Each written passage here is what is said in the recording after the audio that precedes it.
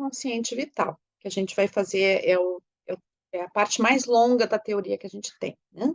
E não existe como a gente começar a falar sobre um inconsciente, que é um dos inconscientes da biodança, o inconsciente vital, sem a gente perceber, assim, o que significa o inconsciente para a biodança, né? Então, se a gente vai remontar um pouquinho a história da psicologia, né, a gente vai ver que a questão do inconsciente, ela é, digamos, relativamente recente na história da humanidade, né, porque ela vai ser evidenciada,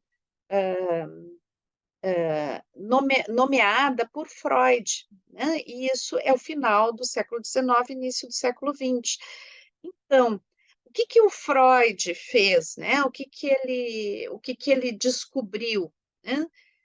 O Freud não criou o inconsciente já existia antes, mas ele se deu conta da existência dessa instância da nossa psique, né? E mais do que isso, ele se deu conta de o quanto essa instância era impactante nas nossas vidas, né? E determinante do nosso comportamento. Então, até então, né, a gente tinha uma noção de que a consciência, né, era o que determinava as nossas ações. Então, é a nossa consciência que determina o que eu falo, o que eu quero, o meu projeto de vida, é a minha consciência que determina. E o que o Freud percebeu, né, é que grande parte das ações dos seres humanos, mas assim, grande parte mesmo, a maior parte, tem uma determinação que não é consciente. Então, a gente age achando que tem uma coerência no que a gente faz, achando que tem uma coerência no que a gente diz, achando que tem uma coerência no que a gente deseja, principalmente, mas na realidade aquilo é somente, usando a metáfora que o próprio Freud vai utilizar, né? É a pontinha do iceberg. As motivações ocultas, elas são muito maiores do que as motivações evidentes, né? Então, bom, esse é o conceito que daí vai, essa grande descoberta, uma descoberta muito importante, tá? Porque a gente vinha, principalmente nos últimos séculos, né, da nossa história, a partir do final da Idade Média, o fenômeno do iluminismo, né, e todas as correntes filosóficas que têm a ver, assim, com esse ressaltar a racionalidade, ressaltar a consciência humana, né, a capacidade da razão, a capacidade, o exacerbar de algo que a gente vai ver um pouco mais tarde, que é o antropocentrismo, né? Então, a humanidade como topo da consciência, né? Então, toda uma visão muito nobre do ser humano, no sentido de que a nossa consciência era superior à consciência dos outros seres, né? E que nós estaríamos no topo de uma evolutivo, né? No topo da evolução da vida, né? Isso quando, na realidade, isso que eu estou dizendo para vocês, que já é uma teoria já evolucionista, né? Mas antes disso, nós somos a imagem e semelhança de Deus, esse Deus antropomorfo, né? Que é o Deus da consciência, que é o Deus que nós somos imagens semelhantes, então a gente é diferente dos outros seres desse planeta, né? Então, a descoberta de Freud questiona tudo isso, tá? E é muito corajoso, foi muito corajoso da parte dele. Ele foi muito rechaçado por isso, né? Mas, ao mesmo tempo, isso faz a história do século XX, né? Então, a psicanálise e a descoberta do inconsciente enquanto uma instância da psique importante, muito impactante, né? Ela vai tomar conta da ciência, da arte, da visão de mundo, da filosofia após, né? Após Freud, né? Após a psicanálise, a visão da psicanálise ela vai se popularizar, ela vai tomar, né? E hoje em dia conceitos como trauma, como inconsciente populares até, a gente usa de uma forma não científica essa terminologia, pessoas que não têm, uma formação acadêmica utilizam, né. É certo que isso surge no meio acadêmico, mas ela se populariza, são expressões que são popularizadas, né. Então, foi muito relevante essa descoberta e foi muito isso mudou os rumos do pensamento e da própria humanidade, essa descoberta, tá. E a biodança vem aí, a sua raiz está aí também, tá. Então, agora, para a biodança, né, o que que é o inconsciente, tem a ver com tudo, né, o que não se faz consciente ainda, né. Então, tudo que não está no domínio da nossa consciência está no nível inconsciente, né, seja por questões, pessoais, né, da nossa vivência pessoal, seja por questões de biológicas, por questões, estruturais da cultura, da sociedade, tem muito conteúdo, a maioria, ainda se mantém a hipótese de Freud, né, a maioria dos nossos motivadores, a maioria da nossa estrutura de quem somos no mundo, foge ao domínio da consciência, né. Mas a biodança vai trabalhar com a ampliação dessa consciência, e uma forma diferenciada de consciência que foge à consciência somente no padrão de racionalidade, tá. Então isso daí vai é uma história longa que a gente vai começar a ver agora, tá. Então quando começou, né, eu sou uma pessoa antiga lá em biodança, né, então quando eu comecei a fazer biodança, pouco se falava de inconsciente, tá, e, se falava muito, quando começou a se falava do inconsciente em 2 níveis, né, o inconsciente em nível pessoal e o inconsciente em nível coletivo, tá.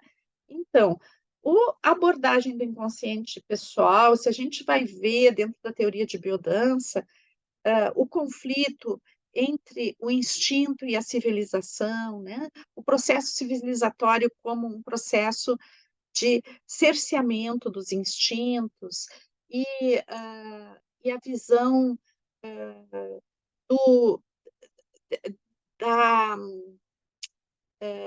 da nossa evolução enquanto seres, enquanto identidade, né, a minha história pessoal, tudo isso tem uma base importante, está calcado, né, numa visão freudiana, só que não da forma exata como Freud dentro dos conflitos propostos por Freud, né, que são conflitos muito ligados, à questão da sexualidade, ao tabu do incesto, né, e ao complexo de Édipo, tudo isso não está dentro da teoria de biodança, a biodança não está centrada sua hipótese evolutiva sobre isso, mas sim, a gente pode perceber, né, por exemplo, dentro da hipótese, da maturação da sexualidade, né, as fases propostas por Freud, são fases que são válidas também, que a gente pode pensar essas fases dentro da biodança, tá, que a gente vai falar de oral, anal, né, fálica, hã, a fase genital, então, vamos ver essas fases, a gente pode aceitar essas fases dentro do desenvolvimento, quando a gente vai olhar o desenvolvimento da sexualidade humana, existe uma coincidência, né, uma coincidência, eh, mesmo que a gente não utilize essa coincidência, né, no sentido de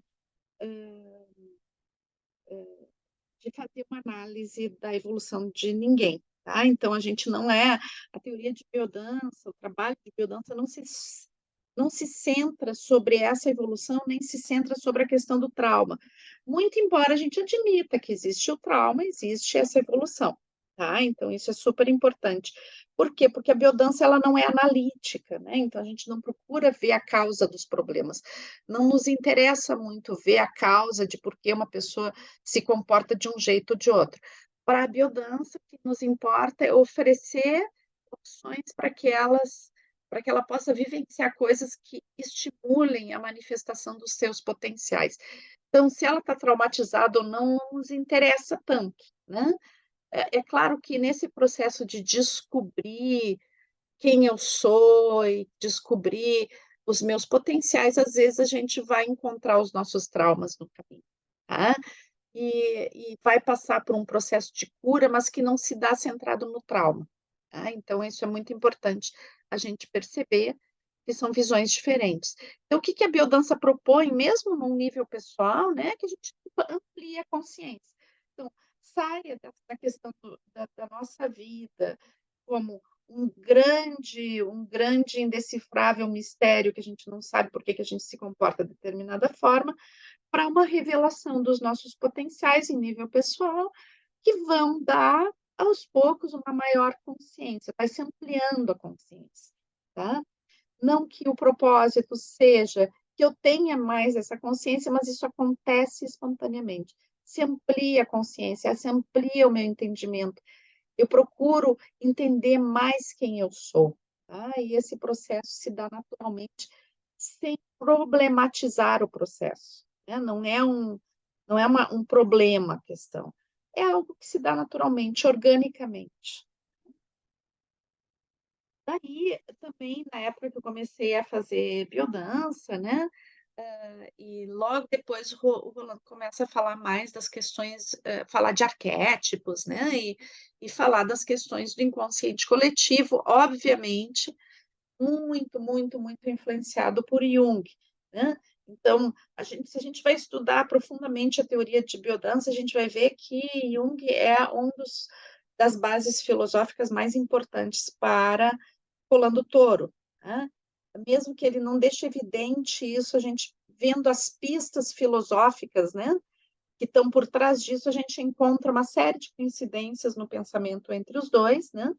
Há pouco eu dei uma palestra sobre isso, né, e essa palestra ficou registrada, ela vai ir para o YouTube da Rede Biodança Brasil, então em breve vocês vão poder ver lá, depois eu passo quando for tiver disponível, eu passo o link para vocês, tá. Eu dei um mini curso ali sobre a relação entre Freud e Jung, né, as coincidências entre eles, então foi bastante aprofundado isso, mas durante a formação a gente sempre vai voltar para essa questão, né, e é uma questão que para mim é bastante cara, eu gosto muito porque como eu sou psicóloga, né, e gosto muito da teoria junguiana, então eu sou bastante atenta a essas coincidências, tá. Então, resumindo resumidamente, né, que é o que a gente quer ver hoje, né, isso mais num nível, resumido, a gente vai ver que para a biodança, o inconsciente, que a gente chama inconsciente coletivo, né, então ele tem, essa pisada, né, esse pé lá nas nossas memórias ancestrais, nas suas memórias arcaicas, né. Então, o Freud já falava de memórias arcaicas, mas ele achava que isso era uma bobagem, é uma coisa assim, tipo um lixo da evolução, né. E já Jung centrou toda essa teoria sobre essas memórias arcaicas, né, e que elas falam, dos arquétipos, né, então os arquétipos como vivências primordiais e que tem a ver lá com as nossas origens. Os arquétipos, né, e o próprio inconsciente coletivo, eles não têm a ver somente, tá, com uma memória humana, eles têm a ver com a memória da vida, mas o nível simbólico, né, que são as imagens arquetípicas, né, então, existem os arquétipos que são energias brutas, né, potentes, que têm a ver com vivências ancestrais muito potentes, né, da evolução da vida. E depois as imagens arquetípicas são as formas como o humano traduz essa energia básica, né. dos arquétipos. E daí a imagem arquetípica, ela é uma característica humana, né? A gente não sabe se, por exemplo, um cachorro, um elefante tem uma imagem arquetípica, possivelmente não, né? Porque isso fica num nível de instinto, tá? E a gente não vai estudar profundamente o inconsciente coletivo, mas na realidade, instinto e arquétipo são tem a mesma fonte, só de manifestações diversas. Né? Então, quando a gente fala de arquétipo, a gente fala de instinto, a gente está falando praticamente da mesma coisa, tá? Só que é como se fosse vibrações diferentes de uma mesma energia. Tá? Então, a gente poderia dizer assim, se a gente fizer um parâmetro com a luz, né? A gente poderia dizer que o instinto é uma luz infravermelha e o arquétipo é o ultravioleta, tá? Na realidade, é a mesma luz, mas a mesma energia, né? Mas sobre formas de manifestação diferente. Então, claro que o cachorrinho, o camelo, o sapo, eles têm a energia instintiva evidente, né? Mas a gente não sabe se tem lá o, a imagem arquetípica que vai traduzir o arquétipo, né? Então a gente nunca vi estudo sobre isso, para dizer assim, eles têm esse nível simbólico. É certo que animais que têm um, um neocórtex mais desenvolvido, como é o caso da nossa espécie, né? Muito desenvolvido, mas que tem uma capacidade de aprendizagem importante, como, por exemplo, gorilas, chimpanzés, golfinhos, baleias, etc. Isso é comprovado que eles têm capacidade simbólica, eles simbolizam também. Tá? Agora, o quanto isso acontece, eu não sei, não tenho estudo sobre isso. Então, né, a gente pode dizer que esse nível simbólico profundo, que é a imagem arquetípica, isso tem um acesso bastante humano, né? E o que acontece quando a gente trabalha em nível arquetípico dentro da biodança, que é todo um capítulo imenso da biodança, né? Pouco, pouco no meu parâmetro, na forma como eu vejo, pouco investigado, pouco estudado, acho que é um campo de estudo ainda para a gente ver muita coisa sobre isso, né? Mas uma das coisas assim que eu acho mais impactantes na biodança, né, é que a vivência da biodança nos leva ao contato direto com a energia arquetípica, né, através da dança. Então, é o acesso ao arquétipo via motricidade, que é uma coisa absolutamente potente, porque daí tu vivencia o arquétipo de uma forma muito, muito, muito potente e resgata o aprendizado contido naquela energia arquetípica para a tua vida, não numa forma racional, mas numa forma de se colocar no mundo, de agir no mundo, etc. Tá? Mas vamos passar por inconsciente vital. Então, o inconsciente vital é uma contribuição de Rolando Toro, já, tá? A gente não vai ver nenhuma teoria que diga o inconsciente vital, tá?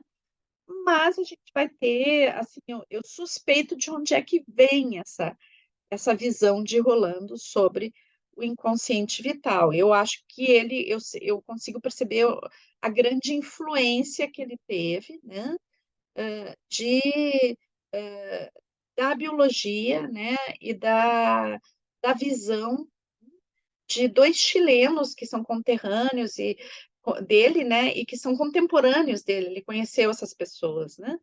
Que é Maturana e Varela, tá? Então, que vão falar da questão evolutiva de uma forma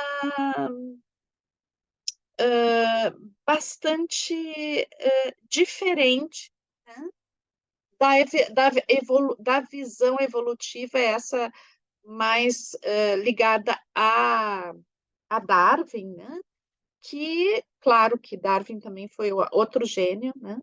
Que mudou a história da humanidade, porque ele descobre a questão da evolução e ele fica com, inclusive como Freud, né? Só que Darwin Era tão impactante o que ele diria que ele não disse, né, inicialmente. Ele foi publicar A Origem das Espécies muitos anos depois de ter concluído essa teoria, porque ele tinha medo do que podia acontecer com ele, né.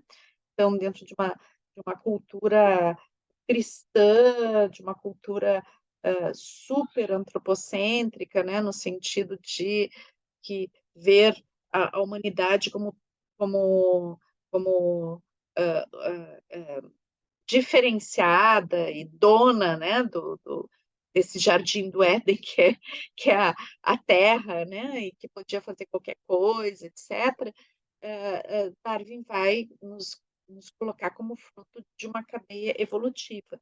Mas, ainda assim, Darwin vai ter uma visão, bastante hierárquica dessa evolução, né, nos colocando lá no topo da cadeia evolutiva, etcétera. E então, Maturana e Varela, eles vão, ver já a vida, né, como um fenômeno total e a vida como um fenômeno de consciência, né. Então a própria vida, ela tem uma consciência que busca se expressar através dos seres, através da evolução.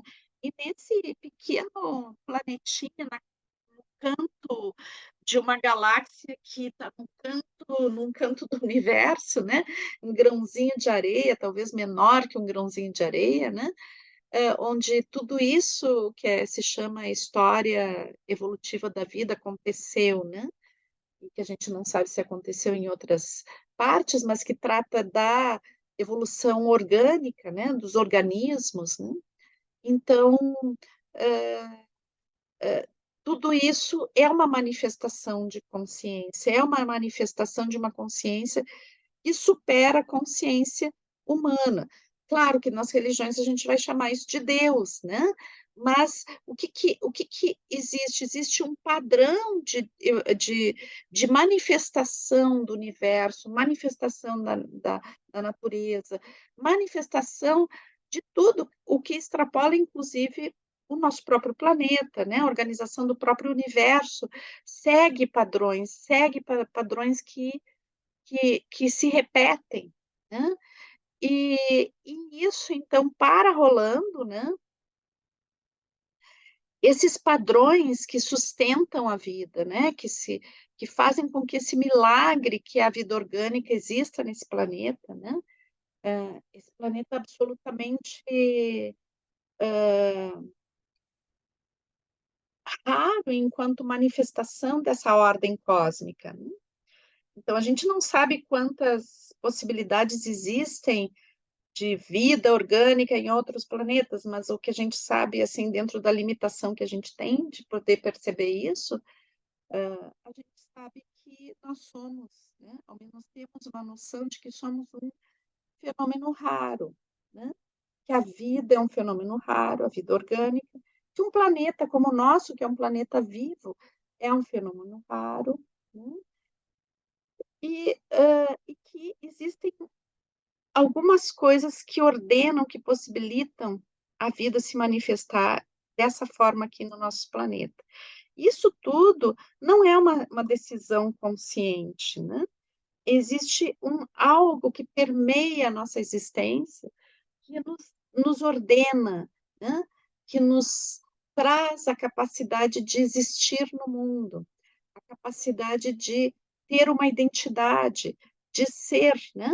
E isso tudo é uma organização que supera a nossa capacidade de consciência, mesmo que a ciência e a filosofia e a arte busquem constantemente tocar nesse dedinho, né, esse dedinho de Deus, no sentido de explicar o mistério, né, a gente pode dizer que grande parte do mistério continua um mistério, né, e e que, bom, e que somos parte desse mistério, né, e o quanto nos prejudicamos quando nos colocamos no lugar de centro desse mistério, né, o quanto nos prejudicamos, porque colocamos em risco nossa própria espécie.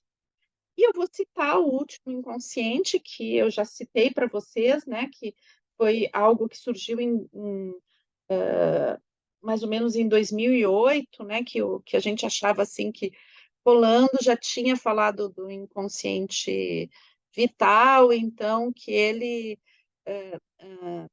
já estava dentro da questão do inconsciente, estava resolvida a história da biodança, né? Então seria isso, tanto que o modelo teórico ele não abarca esse novo inconsciente, porque não deu tempo simplesmente para Rolando, né? Ele faleceu antes de poder perceber exatamente onde poderia colocar, né, em nível de estrutura teórica, o inconsciente, que ele vai chamar de luminoso.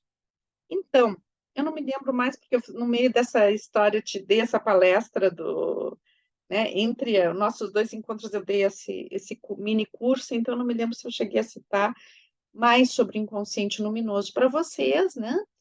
Mas, então não sei o quanto eu vou repetir o que eu já falei ou não, né?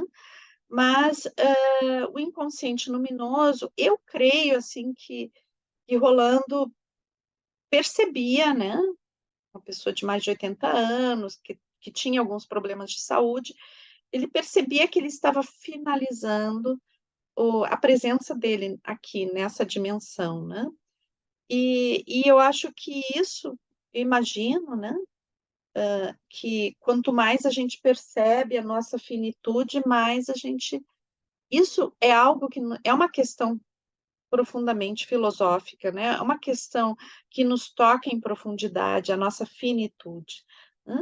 É uma das questões que a gente mais nega durante toda a nossa existência, a nossa própria finitude, né? Nós negamos isso o tempo todo, tanto que muitas vezes a gente age como se a vida, se a gente tivesse todo o tempo do mundo para jogar a vida fora, né?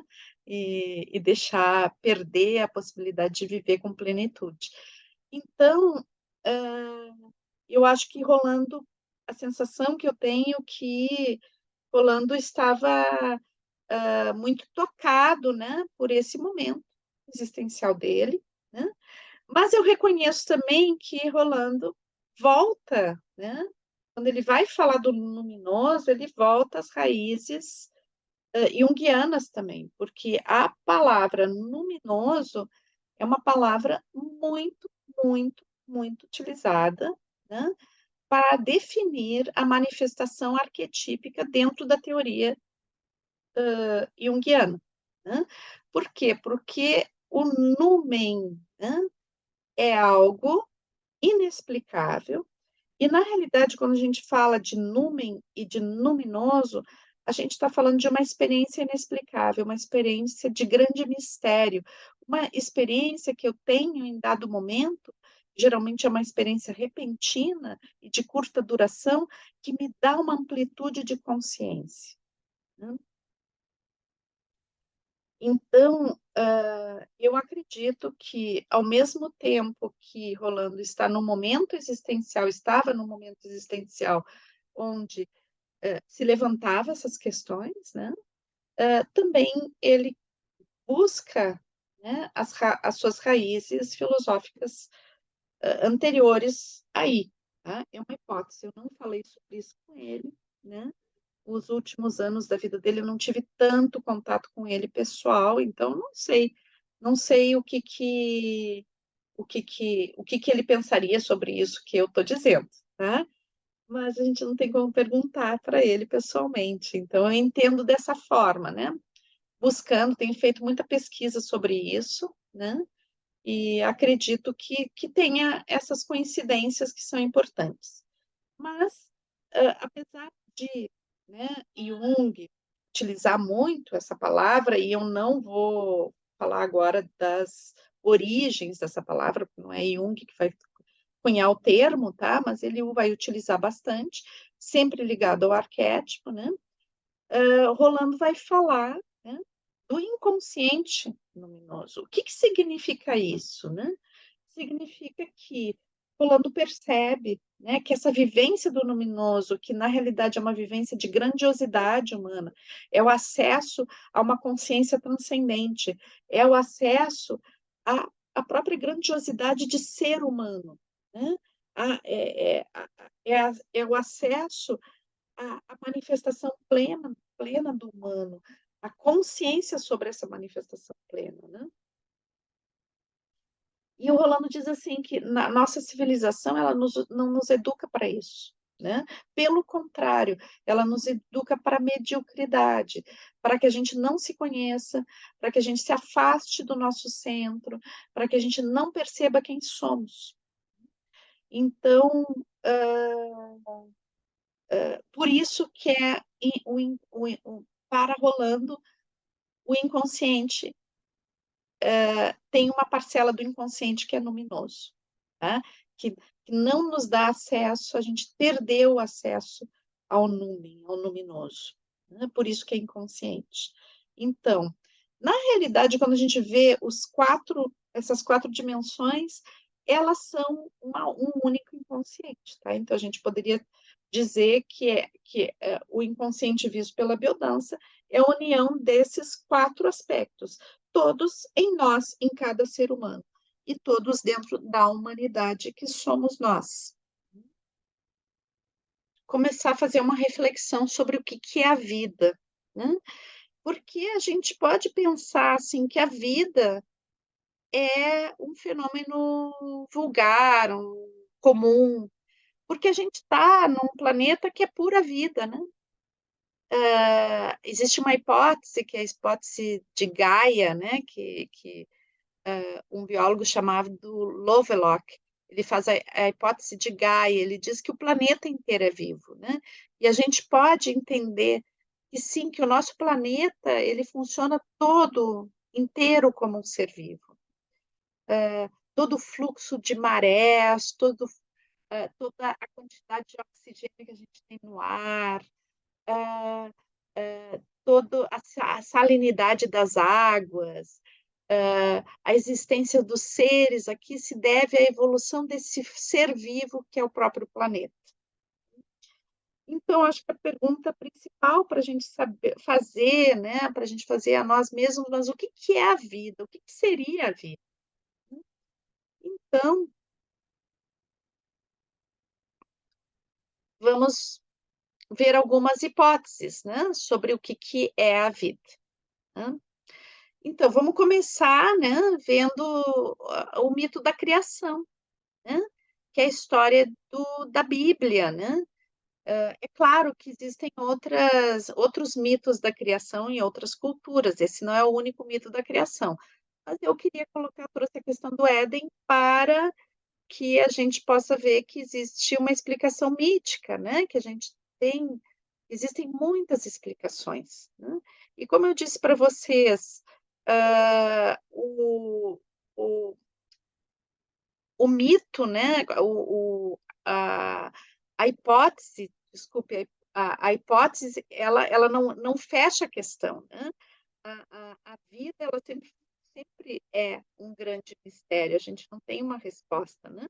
Mas existem pistas de uma coisa, pistas de outra, né, e vamos continuar descobrindo coisas muito interessantes a respeito da vida.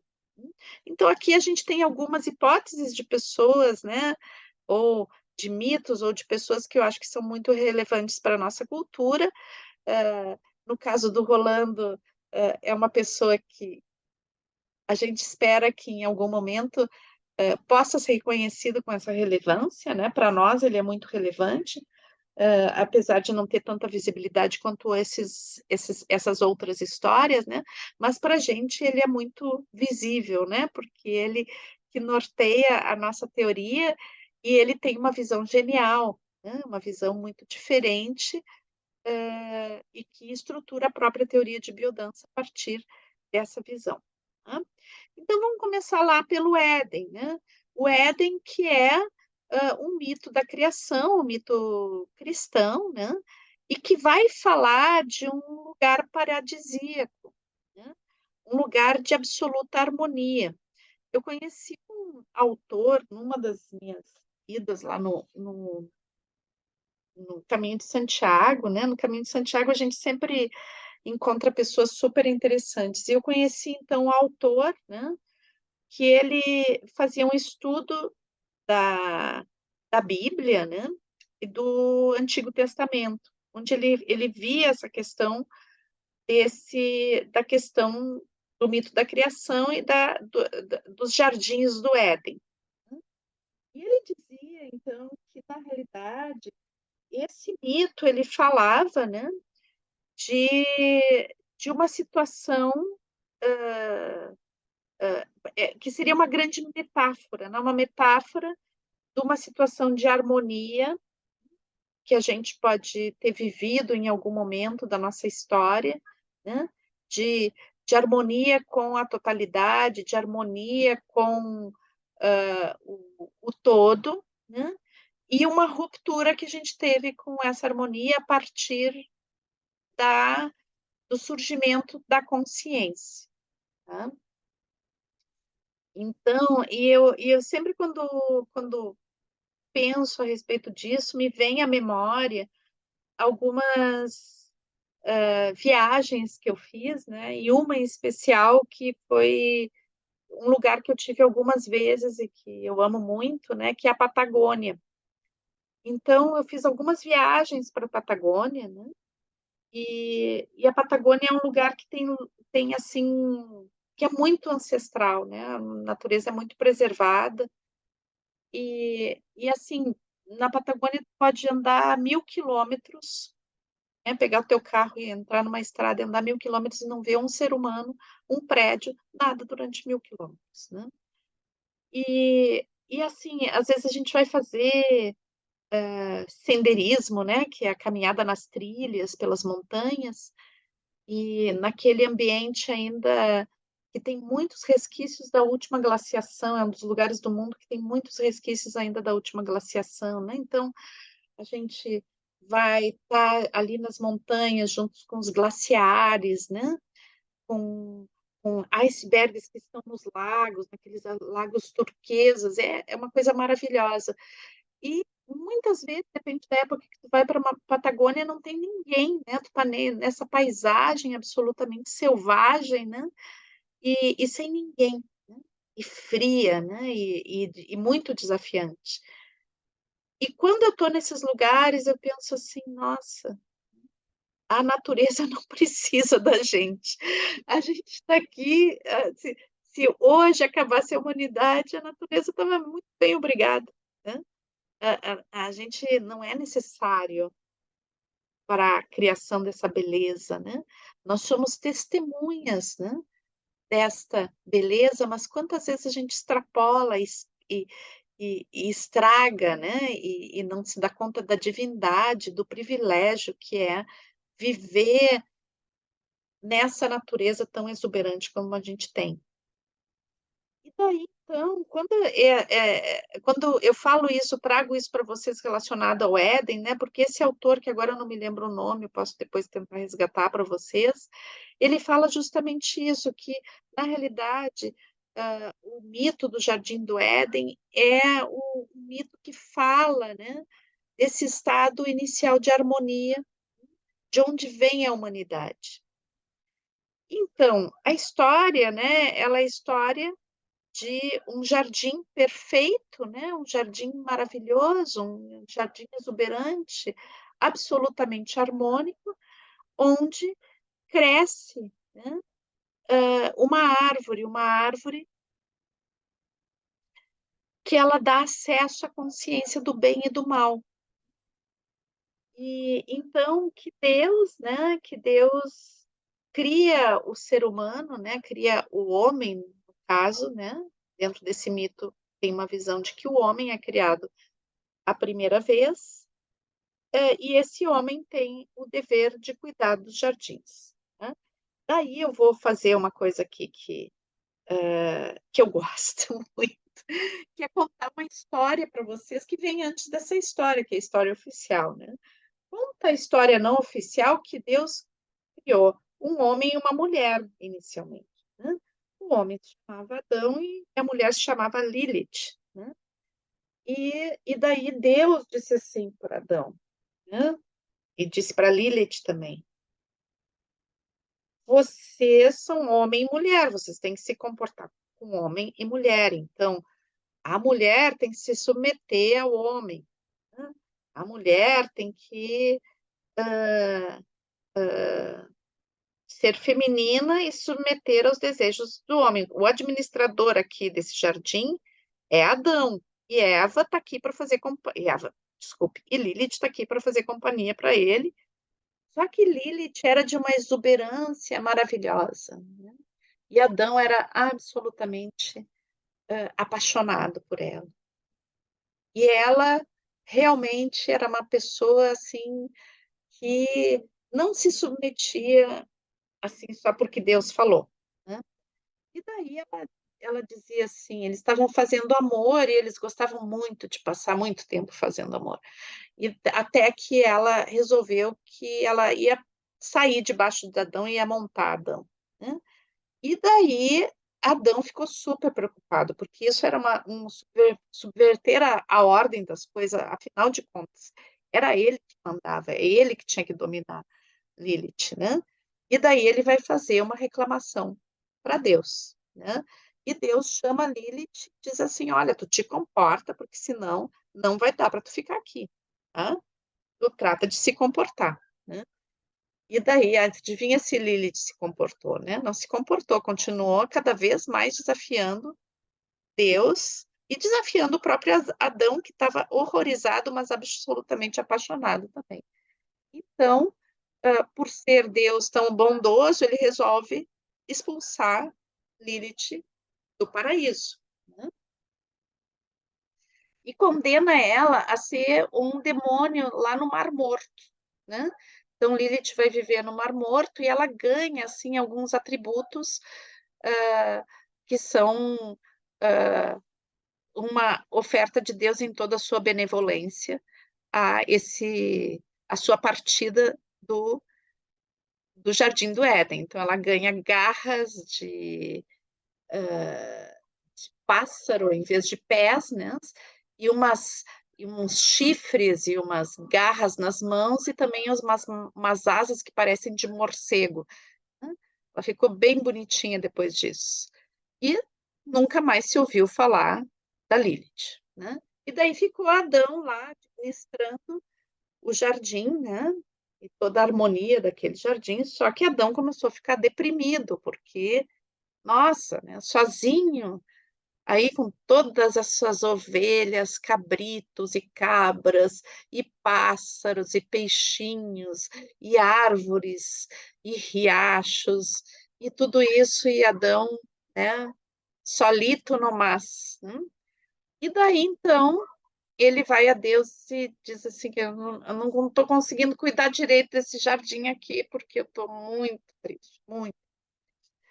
Daí, então, que Deus, em toda a sua benevolência, espera Adão dormir e vai tirar lá uma costelinha dele, né, para ver se cria uma companheira para, né? E daí Adão acorda com uma dorzinha nas costelas, olha para o lado e tem uma linda mulher ao seu lado, né?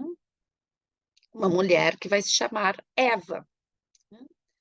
E daí imediatamente, eles ficam super felizes e já formam uma relação maravilhosa, estão super felizes lá curtindo o, o paraíso, né? Só que daí Deus diz assim: olha, vocês podem fazer o que vocês quiserem aqui, curtam, né? Namorem, cuidem bem do meu jardim, plantem flores, né? Bebam dessa água pura e maravilhosa, né? Se alimentem, sejam felizes. Vocês só não podem comer o fruto daquela árvore ali. Vocês sabem que o ser humano é um ser curioso. E daí, né? Sendo que Adão já estava tão acostumado com Deus e já sabia o que Deus era capaz de fazer, ele era mais conformado de restringir a sua própria curiosidade. Mas Eva era super inteligente, curiosa, queria saber das coisas. E daí ela flertava com aquela árvore que tinha umas frutas vermelhas maravilhosas, cada vez maiores, cada vez mais suculentas, cada vez mais tentadoras.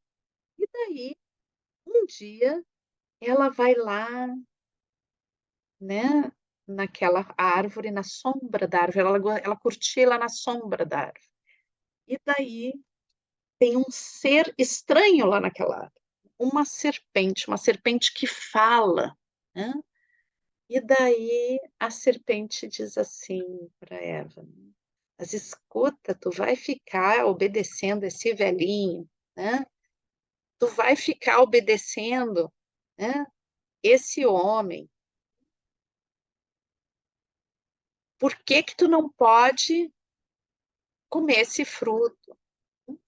E a serpente fala, fala, fala, e a Eva começa a entender que tinha alguma coisa por trás ali, né. E daí, então, ela chama Adão, né, e diz assim: "Ah, a gente vai ter que experimentar essa fruta aqui, né".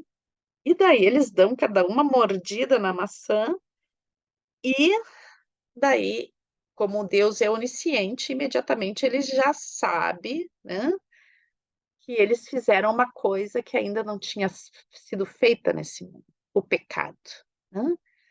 E que o pecado era uma coisa que nunca tinha sido feita e nasceu imediatamente aí, né, e daí e que o pecado foi feito pela mulher. Hum. Mas depois, obviamente, Adão, que Deus chamou de trouxa, né, seguiu e foi cúmplice desse pecado. Então, ele disse que estavam os 2 expulsos do paraíso, porque agora a maçã era a consciência de que existia o bem e o mal. E o mal já estava ali se manifestando na expulsão, né. E Deus, o próprio Deus mostrava, né, essa face do mal para os seus filhos.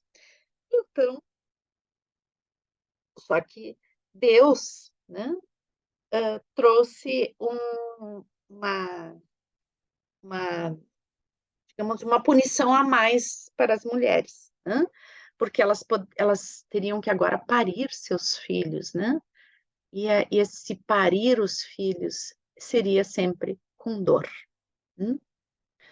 Bom, e daí também ficou a mensagem para Adão, né, de que ele teria agora ele e os seus filhos sempre que desconfiar muito desse ser chamado mulher, né. Então, esse é o mito, né, interpretação Mirtes Gonzalez, o mito da criação, tá. Então, que a partir daí o ser humano conhece a miséria, né, a miséria, a contradição, o sofrimento, e que estamos até hoje pagando os nossos pecados, né, os nossos pecados e que essa vida, né, essa vida que a gente vive aqui, né, é uma vida de sofrimento, é uma vida que vem para que a gente sofra, que a gente pague esse pecado original, essa ruptura original. Então, ficamos com esse mito da criação, né, nessa versão que eu passei, mas vocês podem também pegar a versão que vocês quiserem e também pegar, estudar também outras versões de mito de criação, né. Bom, mas Darwin, né, Darwin foi um homem que viveu, no século XVIII, né, não, no século XIX, desculpe, no século XIX. E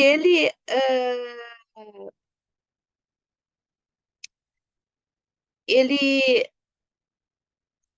foi um cientista que viveu num período, né, onde, estava se acontecendo uma série de rupturas dentro da forma de pensar, daquela forma tradicional, baseada nas religiões, né. Mas, naquele momento histórico onde Darwin, né, traz essa sua teoria, a visão bíblica, ela era a visão que se aceitava, tá. Então, que o mundo foi feito em 7 dias, que houve Adão e Eva, que houve a Arca de Noé, tudo isso que são, na realidade, mitos, né. Eu sei que para algumas pessoas que seguem uma visão mais criacionista, ou seguem religiões que têm essa visão criacionista, né, não aceitam isso como mito, tá. Aceitam isso como verdade, tá. Os mitos na visão criacionista são verdades. Até Darwin existia só a visão criacionista. Só que, para nós de biodança, é super importante conhecer a visão de Darwin e a biodança é uma teoria evolucionista, tá? O próprio modelo teórico de biodança é evolutivo. Ele vai trazer dentro do próprio modelo uma visão evolucionista, tá? Então, Darwin, né, era um jovem lá no início do século XIX, ele era um jovem, né, hã, que, tinha muito, muito interesse, né, por estudar biologia, estudar, né, a vida. E ele gostava muito de fazer estudos, assim, comparados a respeito de laceu de conchas, de seres e claro que já existiam outras pessoas que precederam Darwin, né, e já vinham com esse tipo de estudo e ele seguia essa corrente, né. Então, tinha um navio, né, que ia partir, né, por uma para uma viagem para o mundo pelo mundo, né, uma viagem de alguns anos pelo mundo, e que era um navio que tinha a missão de fazer a cartografia, era um navio de cartografia que andava por todo mundo para fazer os mapas, né, os mapas dos territórios. E esse navio, né, pelo tipo de viagem, que eram viagens super longas, né, ele já tinha um histórico de que um dos capitães desse navio havia se matado, hã, porque era muita solidão, né, era muita, muita solidão. E assim, em geral, os capitães de navio, né, eles, eles, tinham, digamos, eram pessoas que tinham acesso à cultura, né, então eram pessoas que liam, que estudavam. E daí, esses capitães, eles passavam a conviver muito tempo com os marinheiros, que tinham um outro uma outra cultura, um outro jeito de encarar a vida, né. E, em geral, o que que acontecia? Como o capitão era a figura de autoridade dentro dos navios, ele era excluído de tudo que era festa, de tudo que era coisa, tinha dificuldade de ter um amigo, uma coisa para e daí acabava, né, que muitas vezes os capitães enlouqueciam, né, e que foi o caso do último capitão desse navio, que se chamava Beagle, né. E daí entrou um novo capitão, ele fez uma das viagens e na segunda viagem, tá, ele decidiu que ele precisava de ter alguém para que acompanhasse ele, porque senão ele ia enlouquecer, tá. E daí então surge esse rapaz, né, que quer fazer a viagem. E daí então ele é selecionado para fazer a viagem, né, e ele vira, digamos, ele foi contratado para fazer uma pesquisa, né, biológica, coletar amostras, etcétera, para os museus da Inglaterra, mas na realidade, né, ele também estava ali com a missão de fazer companhia para o capitão Fitzroy, que era o capitão, né, do Beagle naquele momento. Então, eles começam a fazer essa viagem pelo mundo, né, e um detalhe interessante dessa história, para deixá-la um pouco mais romântica, né, é que o Fitzroy era um criacionista danado. Ele acreditava em Deus e na criação e na superioridade humana de um jeito, assim, muito, muito forte, que era a religião da época, a forma que era vista na época. Era um cara muito culto, né, mas que tinha essa visão bem clara, né.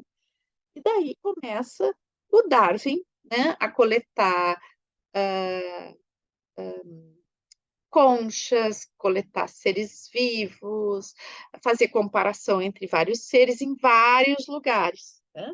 É super conhecida a pesquisa que ele fez com as tartarugas das Ilhas Galápagos, né, com fósseis na América Latina, né, com, eh com uma série de animais também na Austrália, então eles fizeram uma viagem que durou, agora eu não me lembro direito, mas parece que foi 5 anos de viagem, né, e cheia de desafios, é uma viagem maravilhosa, é muito bonito a viagem a história, né, deles, né.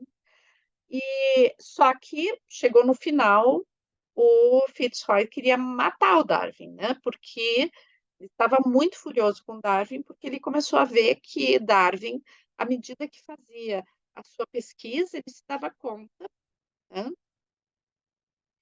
que aquela forma de se explicar que o mundo se criou, né, em 7 dias, bá-bá-bá, bá-bá-bá, bá-bá-bá, não podia ser, né, que não era assim. Existia uma evolução entre os seres vivos, né, e que, na realidade, a nós, seres humanos, éramos o resultado de um processo evolutivo. Bom, Darwin volta, né, da viagem, depois eu acho que o Fitzroy fez mais uma viagem ainda, tem uma série de detalhes, porque eles na realidade sequestraram pessoas na Patagônia, depois foram levar essas pessoas de volta. É horrível a história também desse ponto de vista racial, né, é uma coisa horrível, né, colonialista e tudo. Mas a história é muito bonita também, apesar de tudo isso. Então, eles passam pelo Brasil e tudo, né, no Rio de Janeiro, tem uma parte da pesquisa que é feita no Rio de Janeiro, etcétera. Bom, então quando volta, Darwin também é uma pessoa que tem uma saúde muito frágil, né, e Darwin fica depois, durante o resto da sua vida, dentro de casa, fazendo mais pesquisas com os achados que ele já tinha dentro dessa viagem que ele fez, né, e ele escreve, né, um livro chamado Origem das Espécies, depois ele vai escrever outros livros também, mas ele não publica, né, ele publica lá no final da vida dele, porque ele sabia que isso ia ter um impacto entre a visão criacionista, que era a visão da época, né, que seria um impacto que poderia ele não saberia se ele conseguiria bancar isso, né. Ele saberia a dificuldade em nível de exclusão, em nível de julgamento e de riscos que ele corria, né, a partir da divulgação dessa teoria. Claro que a gente já tem uma superação da situação vivida historicamente antes, com a Inquisição, né, já passou alguns séculos aí, então já não era mais esse o risco, mas existia um risco forte de julgamento, de pobreza, de tantas coisas, né, que a gente, muitas vezes tem medo quando se dá conta de algo e vai falar algo que as outras pessoas não querem ouvir, né. Então, ele sabia, ele tinha consciência que era muito impactante, que era demais o impacto e que isso não seria aceito, assim, naturalmente. Mas, no final da vida dele, ele vai publicar o livro e, claro que causou um grande impacto, mas aos poucos essa descoberta, né, ela toma uma coerência, cria, né, e foi muito importante para o estudo da biologia e da evolução da vida, e ainda hoje a gente vê, né, a visão evolucionista como uma base super importante dentro do conhecimento, dentro dos estudos, dentro da ciência, né, e dentro da própria biodança.